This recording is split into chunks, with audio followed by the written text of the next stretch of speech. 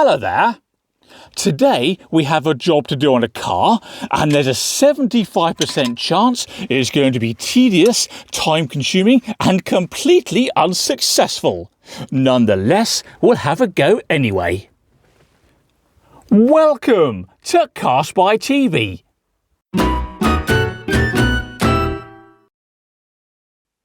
Okay, today we're in the Nissan Primera, which has a horribly noisy power steering pump. That may be because the pump is knackered, but there's a chance it's because there's air in the system. So, let's bleed the system, and then we'll know which.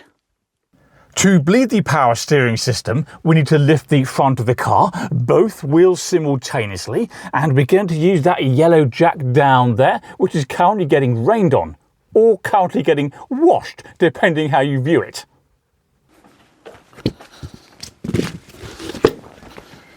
Weather-wise, we have definitely picked the wrong day for this, but never mind. Now, are we on the jacking point? Yes. So let's get it up in the air. Now, we don't need to lift the car too high, just so the front wheels are off the ground so we can turn them. And in a minute, we'll get some axle stands under here. We do have some. There's one over there by the camera, and there's another one in the Corsa.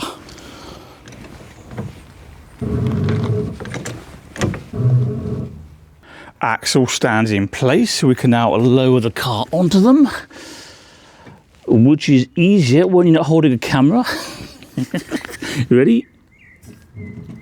There we go. Check they're safe. Yes. I'll put a hat on the camera to keep it dry.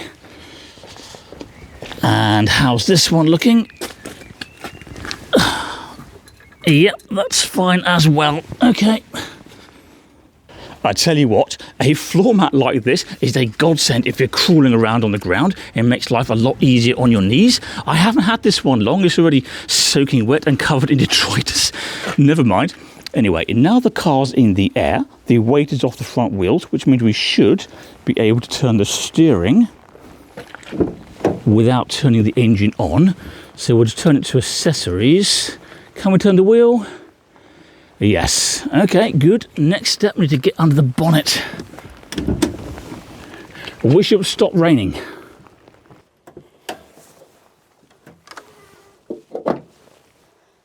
Now under here, we need to take the lid off the power steering fluid reservoir and check the level is topped up, which indeed it is.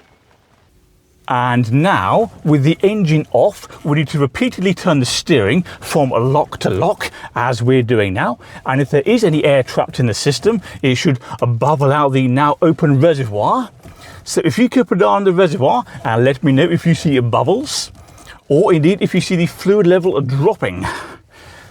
And if it drops, we'll have to add some more power steering fluid. Well, there's definitely some bubbles there, so maybe we're doing some good. You never know.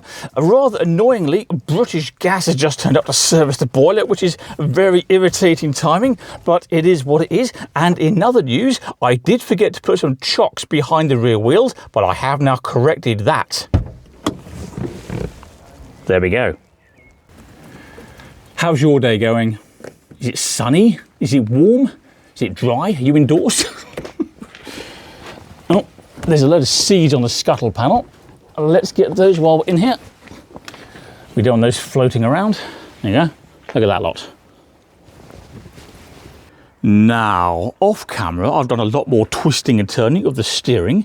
The level hasn't dropped there, which is noteworthy. If it had fallen, we'd be topping that up now. So now we're going to repeat the process, but with the engine turned on and at idle. Do you like my new number plate? Fancy, eh? I'm sure that's legal. Engine on.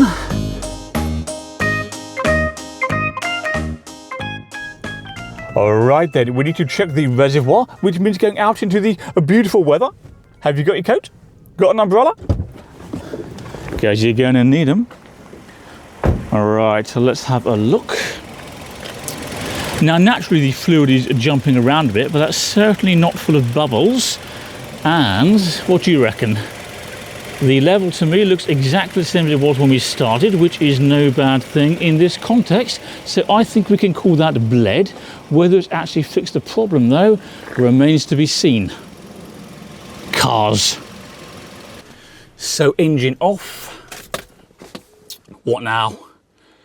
We need to get the car back on the ground and then we can assess whether we've been successful or whether we've wasted our time. All right then. Get the axle stands out of the way, get the chocks out of the way. Come on, you have them orange so-and-so. And finally, you let the car down on the jack. Come on, car, down you come. Gently, please. Gentle enough, anyway.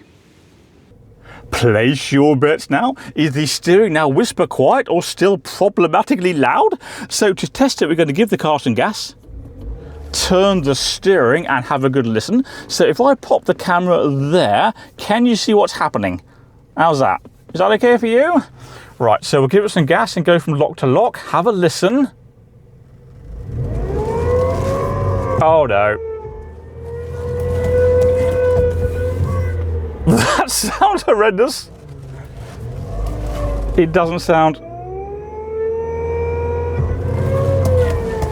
any better or any different than it did before. How annoying. Well, I'm not surprised. The bottom line is the car needs a new power steering pump, even though the one we got now is only a few months old. The problem is that it's very, very difficult to get a pump for this type of car with that engine. Last time, for example, it took me weeks to find a pump. I had a choice of 2 globally. I had to import it from some tiny country nobody's heard of, and even then it's turned out to be junk.